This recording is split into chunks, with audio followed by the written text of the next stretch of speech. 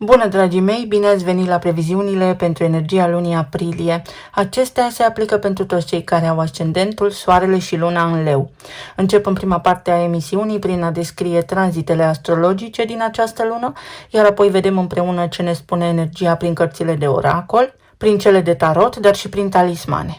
De asemenea, vă rog frumos să luați în considerare faptul că acestea sunt previziuni generale și au caracter informativ. Pentru că fiecare dintre noi are o hartă natală unică și s-ar putea ca aspectele sau tranzitele să nu se potrivească în proporție de 100%. Să vedem acum despre ce este vorba pe parcursul lunii aprilie. Este o lună, să știți, pentru voi de expansiune și de reașezare a direcției de viață, dar nu într-un mod superficial sau optimist, așa în gol. Este mai degrabă un proces în care s-ar putea să vă confruntați propriile convingeri, să vă lărgiți perspectiva și apoi să începeți să luați niște decizii concrete legate de drumul vostru în această viață. Se vor activa puternic casa a noua a credințelor, casa sensului și a direcției în viață, casa a treia, care sigur că ne vorbește despre gândire, realitate imediată, mentalitate, dar și casele a 10-a și a 11-a. Ceea ce vă arată că ceea ce înțelegeți acum începe să aibă sens și impact real în viața voastră, mai ales la nivel de viață publică, dar și în viitorul vostru. Luna aprilie debutează cu luna plină din balanță și activează casa a treia, care este casa gândirii, a comunicării, a deciziilor zilnice, dar și a modului în care procesați informația. Această casă arată practic cum interpretați realitatea, cum vorbiți și cum luați decizii. Iar o lună plină aduce aici o culminare, în acest sens la nivel mental, o realizare sau o clarificare importantă. Dar, fiind în opoziție cu casa a noua, pentru că aceasta este axa cunoașterii, creează o tensiune între ceea ce credeți la nivel profund și ceea ce vedeți concret în viața voastră de zi cu zi. Puteți conștientiza, puteți realiza acum că anumite convingeri nu mai sunt susținute de realitatea voastră sau că modul în care gândiți are nevoie de actualizare. Balanța este semnul relațiilor, vorbim despre colaborări, despre parteneriate, iar această lună plină este una de conștientizare mentală profundă. Și nu vorbim doar despre informații noi, vorbim despre o schimbare de perspectivă. Puteți înțelege ceva care vă poate schimba definitiv direcția în această viață. Apoi Marte intră în Berbec, în semnul său de domiciliu și activează casa a noua. Casa a sensului, a filosofiei de viață, a studiilor, călătoriilor pe distanțe lungi și a direcției generale. Marte, care este planeta acțiunii, aduce aici dorința de expansiune, de a învăța, de a explora și de a acționa în direcția unei viziuni mai mari. Asta înseamnă că rutina este deja depășită și că nu mai putem trăi așa și în unele cazuri veți avea o senzație de a dori să evoluați, să faceți altceva. Practic, prin această energie, ceea ce începeți să înțelegeți acum, începe implicit să deschidă noi direcții și noi oportunități prin oameni, prin grupuri sau prin contexte sociale. Însă, pe parcursul acestui tranzit, Marte va intra într-o relație de tensiune cu Pluton din Vărsător, care pentru voi este în casa a 7-a a parteneriatelor, ceea ce poate aduce confruntări de idei sau diferențe de viziune în relații, parteneriate sau colaborări. Și pentru voi asta înseamnă că nu mai puteți merge în aceeași direcție cu cineva dacă nu mai credeți în aceleași lucruri. Deci pot apărea situații în care nu mai rezonați cu anumiți colaboratori sau pot apărea discuții cu partenerul de viață sau pot apărea discuții cu ai voștri clienți, inclusiv, spre exemplu, dacă sunteți antreprenori, să aveți o nevoie deosebită de a schimba gama de produse. Se schimbă puțin ideea cu care anterior erați aliniați. Și Mercur, planeta intelectului și a gândirii, își schimbă semnul, intră și el în Berbec, tot aici în casa a noua, și se apropie de Marte, formează o conjuncție, un aspect între gândire și acțiune la nivel de viziune. Aici apar decizii importante legate de direcția voastră de viață, de studii, de călătorii sau pot fi inclusiv schimbări de perspectivă în ceea ce privește străinătatea. Pot fi noi informații, pot fi cursuri, pot fi studii aprofundate sau pur și simplu schimbări majore de perspectivă. Este un prilej extrem de bun să vă reformulați clar convingerile și să începeți, foarte important, să acționați în baza lor. În același timp, Mercur va forma un aspect benefic cu Jupiter, care este în acest moment în Rac, în casa a 12-a, ceea ce aduce o dimensiune intuitivă și emoțională în gândirea voastră. Nu este un aspect care se bazează pe logică, ci pe clar simțire. Casa a 12 are legătură cu interiorul nostru, cu vindecarea. Este un impuls care vă face să ieșiți în lume și fiecare îl va resimți după caz. Apoi se produce evenimentul de lună nouă din Berbec, tot în casa a noua, moment în care putem spune că avem parte de un început major la nivel de direcție în viață. Toate tranzitele anterioare momentului de lună nouă asta au făcut, au pregătit terenul. Și casa a noua nu este doar despre idei. Este sensul existenței noastre, este direcția în care mergeți și adevărul vostru, adevărul conturat de percepția voastră. Această lună nouă marchează cu siguranță începutul unui nou capitol în legătură cu modul în care vedeți lumea și locul vostru în ea.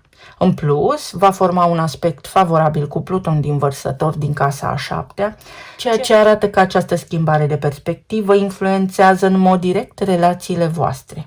Relațiile devin un spațiu de transformare profundă în care, în mod clar, veți simți, veți avea senzația că nu mai puteți rămâne dacă nu există o aliniere de valori, dacă nu există rezonanță. Când soarele își schimbă semnul și intră în Taur, în casa a 10-a, energia se mută din zona viziunii în zona concretului. Casa a 10-a reprezintă cariera, reputația, scopul și direcția în lume, profesia, statutul. Este un moment de stabilizare și de asumare a unei direcții clare. Cine sunt, cine cred că sunt, cu ce versiune de-a mea mă identific, cu ce gânduri, ce părere am despre viață și despre anumite lucruri și cum pot eu să profesez, ce rol îmi asum în această viață. Soarele în Taur formează și el un aspect favorabil cu Pluton din Vărsător, tot din casa a 7-a, ceea ce indică faptul că, din nou, relațiile pot juca un rol esențial în transformarea și susținerea direcției voastre profesionale. Este o energie de consolidare prin conexiuni profunde și autentice și prin ceilalți. Asta înseamnă că pot apărea propuneri de parteneriate, poți descoperi că dacă ai o afacere și ai un asociat, acolo există o ruptură sau există un moment oportun, acum se creează o situație în care puteți discuta pentru a ajunge din nou la aceeași viziune, din nou la același numitor comun, sau poate fi vorba despre relația de parteneriat pe care o ai cu persoana pe care o îndrăgești. Finalul lunii aduce intrarea planetei Venus, zeița iubirii, dar și intrarea lui Uranus în Gemeni pe casa a 11-a. Iar aici vorbim despre o schimbare importantă în zona viitorului și a relațiilor sociale. Uranus își începe tranzitul prin Gemeni pentru următorii 7-8 ani. Este un tranzit generațional care ne va atinge, metaforic vorbind, pe toți, indiferent de vârstă și de zodie. Casa 11-a reflectă prietenii, grupurile mari de oameni, anturajul, proiectele și direcția pe termen lung, viitorul. Venus aduce conexiuni plăcute, oportunități, deschidere, colaborări, dar Uranus schimbă regulile jocului. Apar oameni noi, idei noi și direcții neașteptate. Important va fi pentru voi în această perioadă să fiți flexibili, să gândiți atipic, pentru că așa apare scânteia de geniu. Venus și Uranus formează o conexiune puternică, iar această energie creează un aspect favorabil cu Marte și cu Mercur din casa a 9-a, ceea ce înseamnă că viziunea voastră se conectează direct la oportunitățile sociale. Omul potrivit în locul potrivit. Practic, ceea ce credeți și ceea ce înțelegeți acum poate începe să atragă oamenii potriviți și contextul potrivit pentru ca voi să trăiți sau să manifestați acea realitate. În același timp, Uranus, care este în Gemeni acum pentru următorii 7 ani, formează un aspect benefic cu Saturn din Berbec, din casa a 9-a.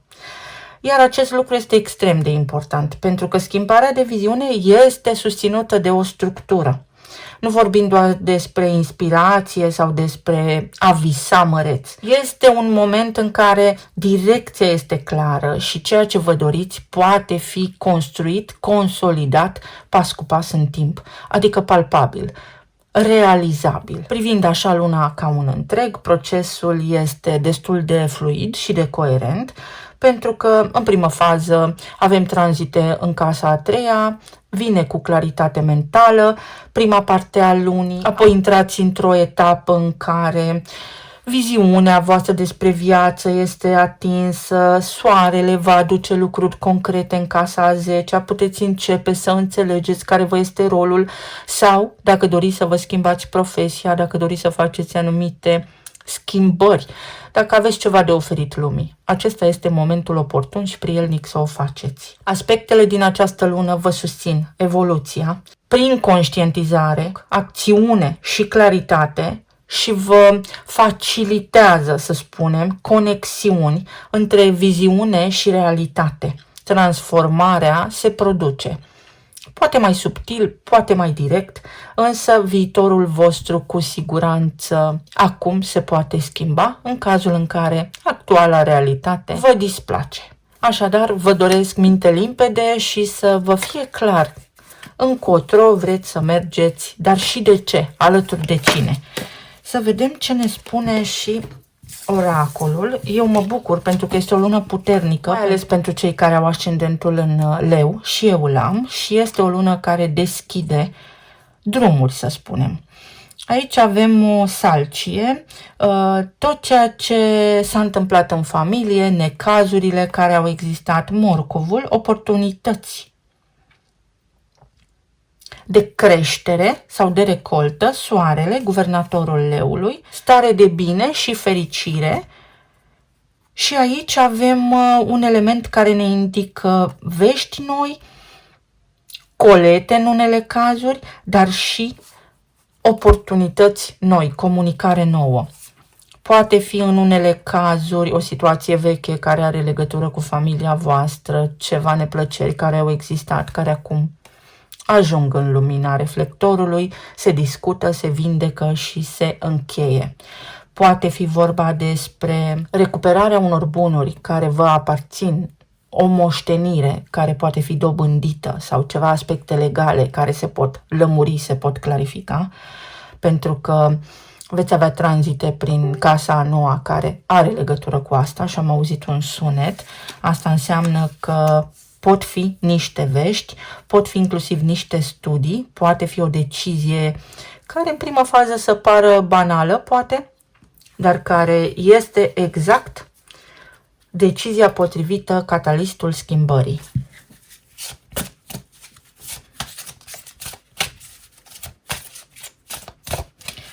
Este nevoie să vă dezrădăcinați, să rupeți un lanț al necazurilor, să schimbați un tipar mental vechi, foarte vechi, care poate vă aparține vouă, poate aparține familiei.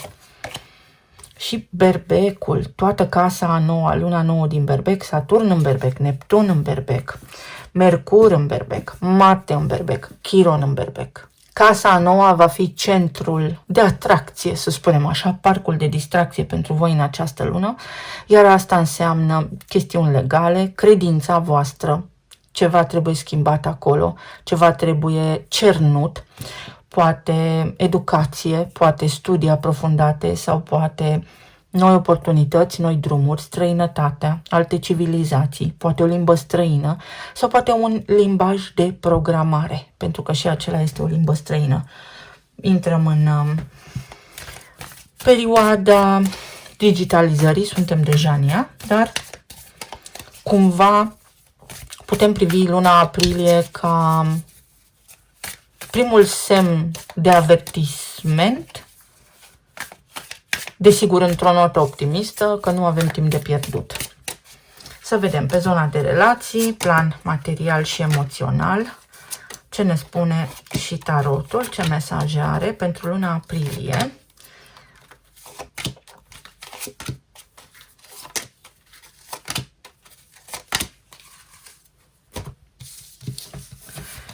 Pe zona de relații, energia spune în felul următor. A venit timpul să îi lași pe ceilalți, pe cei de lângă tine, să își poarte singuri de grijă și să te orientezi și pe sufletul tău. Pentru că există un dezechilibru în relație, pentru că pierzi foarte mult timp. Sigur că poate nu este o pierdere de timp, să spunem, aloci foarte mult timp pentru ceilalți, în timp ce pe tine te-ai uitat sau te-ai lăsat pe din afară. Această lună marchează cu capitole foarte clare, pe puncte și subpuncte, faptul că este timpul să inițiezi ceva, să faci ceva, să evoluezi, să urci o treaptă, să mergi la următorul nivel. Și vorbim despre relații care au fost confuze, relații care poate nu funcționează bine, relații în care unii dintre voi stați din compasiune, cu părere de rău, din milă în unele cazuri, deși mila este o vibrație joasă, relații în care sacrificați, iar luna aprilie marchează clar teritoriul și momentul în care să deschideți ochii mari și să vedeți exact ceea ce faceți, pentru cine faceți și dacă merită efortul. În relația voastră lucrurile se schimbă la nivel financiar, vă puteți echilibra, se poate stabiliza sectorul financiar în această perioadă, pentru că intră soarele în taur, mai ales pe zona carierei. Pot apărea idei noi, pot apărea oportunități noi, noi locuri de muncă sau idei despre cum să gestionați de acum înainte viața profesională și cum să faceți bani, sigur că da, pentru că banii susțin existența în planul fizic. Este și o perioadă în care se pot clarifica niște lucruri extrem de confuze pe zona de relații, unde a existat dezechilibru, unde s-a dat mai mult decât s-a primit. Unul dintre voi, posibil să fi dat mai mult și a primit mai puțin la schimb. Și acum se poate echilibra, dar printr-o acțiune nobilă, printr-o gândire extrem de elevată. Se poate echilibra situația. Poate fi inclusiv o părere de rău a cuiva, cineva care a părăsit cuibul, metaforic vorbind, poate fi o întoarcere acasă, un regret, care acum iese în lumina reflectorului sau a soarelui. Pajul de bâte, toată energia din berbec, din casa a noua, schimbă clar itinerariul și direcția, ruta pe care veți păși de acum înainte. Regina de cupe. Este și o lună a empatiei, pentru că avem foarte multe aspecte încă în pești, foarte multe planete încă în pești, iar asta spune că putem face cu multă înțelegere, putem ierta, putem înțelege că unii oameni atâta pot, îi lăsăm exact așa cum sunt și nu încercăm să îi mai salvăm, să le explicăm noi cum este mai bine să fie sau să faceți. Este o perioadă extrem de importantă pe zona de relații, unde energia vă spune și clar, dar și subtil, urmează-ți sufletul, pentru că nu poți controla ceea ce fac ceilalți, poți controla doar ceea ce faci tu. Și a venit timpul să alegi direcția. Vedeți? Direcția în viață. Există alternative și posibilități către ce te îndrepți. În altă ordine de idei, cineva prinde curaj, în unele cazuri, să își arate, să își exprime sentimentele pentru voi. Sau poate, în acele relații unde până acum totul era foarte mental și de-a gata, acum apare componenta emoțională și lucrurile încep să fie mai armonioase, mai iubitoare în casa voastră, în relația voastră. O notă de optimism. Roata destinului. Voi toate tranzitele le veți avea în casa lui Jupiter. Asta înseamnă expansiune. Asta înseamnă că se poate schimba ceva sau că ceea ce trebuie să se întâmplă inevitabil, pentru că există niște evenimente pe care nu le putem evita în totalitate în această viață. Poate fi vorba despre faptul că lucrurile au sens, lucrurile capătă sens, dar și faptul că întotdeauna dragostea câștigă. Dacă acolo este iubire, lucrurile se rezolvă. Dacă nu, atunci se eliberează. Să vedem pe zona planului financiar ce avem. 10 de cupe, steaua, 5 de spade, regina de spade și 10 de monede. O lună cu începuturi, o lună în care să lăsați deoparte confuzia, și dubiul față de propria valoare. Să nu vă mai îndoiți de voi înșivă, să puneți mâna, să vă faceți un plan de acțiune și să urmați acel plan de acțiune pentru că sunteți perfect capabili de execuția pașilor pe care îi puneți pe hârtie. Este o lună în care să priviți cu discernământ și luciditate la viața voastră profesională, la colaborările pe care le aveți sau la ceea ce credeți voi despre viață. Curățați din percepția voastră ceea ce vă încurcă să fiți prosperi sau să fiți mulțumiți de ceea ce aveți. Noi oportunități. Când soarele intră în Taur, pe casa a 10-a, dar ulterior și Venus în Gemeni și Uranus în Gemeni, se deschid noi drumuri. Ideea este să le vedeți și să ieșiți din rutina copleșitoare în care sunteți. Lăsați deoparte pesimismul și gândiți măreți, îndrăzniți să visați măreți. Pentru că atât 10 de cupe cât și 10 de monede, asta fac împreună. Confirmă posibilitățile de prosperitate pe care le puteți accesa acum, în momentul vorbirii. O ceartă la locul de muncă se poate încheia. O eliminați, lăsați deoparte, întoarceți spatele și vedeți-vă de drum.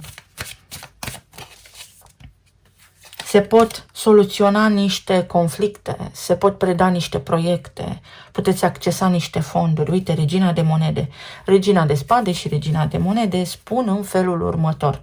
Spune ce ai de spus și fă ceea ce gândești, pune în aplicare. Fără niciun fel de ezitare. Nu sta pe gânduri, nu amâna. Și regina de cupe, ca și aici. Fă ceea ce simți că este bine pentru sufletul tău, indiferent de situație, indiferent de ceea ce ai crezut până acum.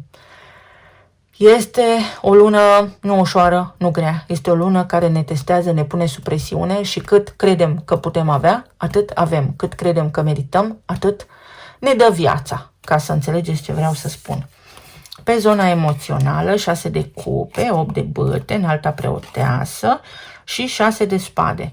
Unii dintre voi înțelegeți de ce cineva a plecat de lângă voi. Alții dintre voi înțelegeți că este timpul să faceți o schimbare. Și deși nu știți exact cum și când, schimbarea se prezintă la ușa voastră. Pentru alții dintre voi poate fi un moment de cugetare intensă în legătură cu locul în care sunteți, dacă sunteți în străinătate sau în țara în care locuiți voi, în care v-ați născut. Și se poate întâmpla să vă vină o idee de relocare. Și este o relocare benefică, este o relocare care vă poate deschide noi oportunități. În alte cazuri este o revenire la o stare de spirit mai bună. Este o energie pe care o puteți accesa acum, o frecvență pe care o puteți accesa acum, care vă repoziționează în concret în momentul de forță majoră pe care poate l-ați mai avut anterior. Poate fi în unele cazuri o clarificare de situație importantă cu caracter legal, cu caracter administrativ sau cu caracter personal, amoros. Este o lună a deciziilor importante, dar și a clarificărilor de situație. Pe zona medicală, în zona sănătății, este important să reevaluați, să întorc din nou 6 de cupe, să reevaluați și să evaluați acele mici simptome pe care le aveți zilnic și le ignorați. Cauzele lor sunt emoționale și pentru a vă însănătoși, dacă înțelegeți cauza și conflictul care v-a dus la ceea ce simțiți astăzi în corpul fizic, vindecarea este ca și magică, se întâmplă ca și prin minune. Să vă simțiți din ce în ce mai bine. Cu cât credeți că sunteți mai sănătoși, cu atât sunteți mai sănătoși. Pentru alții dintre voi este nevoie de o rutină foarte clară, de niște pași foarte clari pe care să îi parcurgeți fără abatere. În alte cazuri, să știți că există o împăcare. Se soluționează ori la nivel de familie, ori la nivel de parteneriat amoros, niște chestiuni extrem de importante. Este pace, pace și lumină aici. Pentru fiecare dintre voi, contextul este probabil diferit. 8 de spade. Înțelegeți de ce anterior poate ați fost ignorați sau de ce nu ați văzut beneficiile. Cine nu a văzut anterior beneficiile, acum le vede. Și din acest punct începând, puteți lua decizii împreună, separat, dacă este bine să rămâneți într-un parteneriat sau nu. Este și un moment în care puteți cunoaște pe cineva, este și un moment în care să îndepărtați frica, pentru că unii dintre voi sunteți în niște relații care poate nu mai funcționează, așa cum am spus, sunteți din obișnuință și compasiune acolo, pentru că nu aveți încredere că puteți întâlni pe cineva sau încredere că vă puteți descurca și singuri. Le puteți face pe toate. Pas cu pas, rând pe rând, veți vedea că lucrurile se așează mai practic și destul de clar în realitatea voastră. În altă ordine de idei, aici cuiva, unei persoane i-a fost frică de responsabilitate, de angajament și acum persoana respectivă este mai optimistă și mai curajoasă sau este forțată de împrejurări să capete curaj și să spună ceea ce are de spus sau să ia o decizie, să vorbească, să clarifice o situație. Să vedem ce ne spun și talismanele. Oh, ce multe talismane am luat!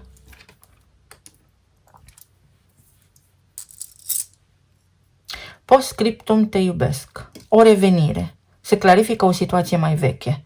O situație cu niște persoane relevante în viața voastră, fie familie, fie prieteni buni, fie parteneri de viață. Pentru a putea beneficia de succes sau de o viață diferită, de un deznodământ diferit, este important să lăsați deoparte convingerile vechi. Pur și simplu, părerea voastră, ceea ce spuneți zilnic, monologul interior. Ideal ar fi să fie schimbat pentru reușită. Tu ești constanta mea și nu avem atât de multă chimie împreună. Asta înseamnă în felul următor. Până acum nu v-au ieșit lucrurile, nu ies lucrurile, nu merge. Aveți niște convingeri, aveți o placă acolo pe care o tot repetați. Acum vi se spune în felul următor. Dacă tu asta crezi, asta primești. Este foarte important pe parcursul acestei luni să îți rafinezi gândurile și să îndrăsnești să pui în aplicare concret niște idei pe care le ai sau să spui ceea ce ai pe suflet, pentru că altfel totul rămâne în imaginația ta. Un nou contract colectiv de muncă sau o nouă afacere, o nouă oportunitate. Pentru alții dintre voi se poate clarifica ceva, o poveste intensă de iubire unde au existat multe lucruri complicate, o situație se poate întoarce, cineva își poate reveni, este nevoie de răbdare, este nevoie de curaj pentru a confrunta situația până în profunzime. Se poate întoarce cineva aici în unele cazuri.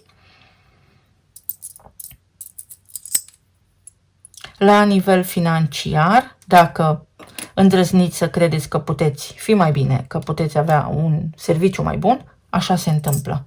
Aveți foarte multe șanse. Pentru alții dintre voi poate fi o lună de separare, curaj să ieșiți dintr-o relație, să știți. Și acest lucru va aduce libertate, aer proaspăt. Înfloriți în urma unei decizii de separare, unii dintre voi. Uite, pentru alții dintre voi este o aliniere. Vă întâlniți la jumătate. Pot fi niște călătorii sau niște idei pe care le aveți și voi și cineva anume și se produce miracolul. Uite, gândim la fel, hai să facem treabă bună împreună. Revenire, regenerare la nivel medical. Însănătoșire, numărul 8, casa 8, fricile voastre sau achitarea unor datorii, a unor impozite, a unor taxe, rezolvarea la nivel financiar, prin perspectiva celorlalți, prin banii celorlalți, pot crește, să spunem așa, veniturile pasive, poate fi vorba despre moștenire, o succesiune, un partaj unde se lămuresc lucrurile sau poate fi vorba despre banii partenerului, despre niște decizii importante în acest sens. Banca Națională Română. Ceva legat de partea financiară se clarifică în acest moment. Sau poate fi o poziție de putere pe care o puteți accesa acum. Rezonanță puternică cu cineva. Timpul pentru o vacanță în alte cazuri. Noapte bună. Ori vă treziți la realitate, ori în unele cazuri există aici cineva care încearcă să vă ajute și să vă trezească la realitate. Sau dacă nu știți cum să rezolvați anumite lucruri, cereți ajutorul, pentru că, uite, aveți o situație și nu vedeți calea de scăpare, există cineva care vă poate întinde o mână de ajutor pentru a putea avansa. Ceva avansează pentru voi în această lună și avansează frumos. Eu vă mulțumesc. Vă doresc să aveți o lună minunată, să fiți bine sănătoși și iubiți și să ne auzim cu bine și data viitoare. Pa, pa!